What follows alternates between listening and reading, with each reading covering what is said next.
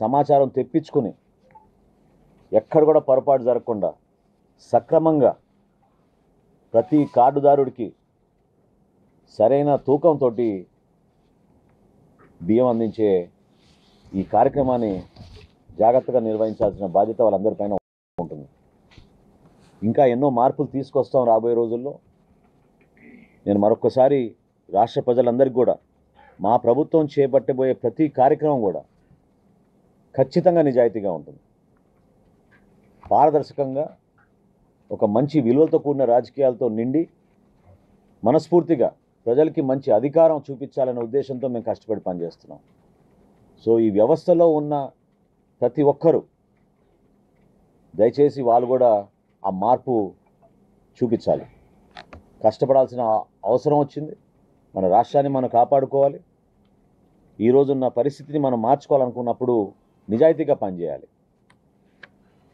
అందులో భాగంగా గత వారం రోజుల నుంచి మీరు చూశారు, రాష్ట్ర వ్యాప్తంగా ఎక్కడైతే బియ్యం అక్రమంగా ఎగుమతులకు పాల్పడుతున్నారో, ఒక అడ్డాగా కేర్ ఆఫ్ అడ్రస్గా కాకినాడ పోర్ట్ని మార్చేశారో అక్కడ తనిఖీలు విస్తృతంగా చేశాం. ఇప్పుడు వరకు మేము చేసిన తనిఖీల్లో 35,404 మెట్రిక్ టన్నులు సీజ్ చేయడం జరిగింది.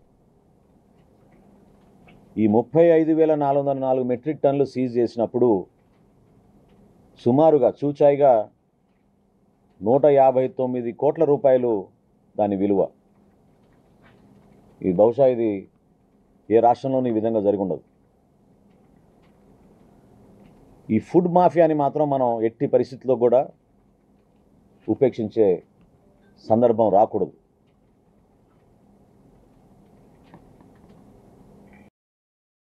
ఈ మాఫియా ఏ విధంగా వ్యవస్థీకరించిందో మన కాకినాడ పర్యటనలో మీరందరూ చూశారు.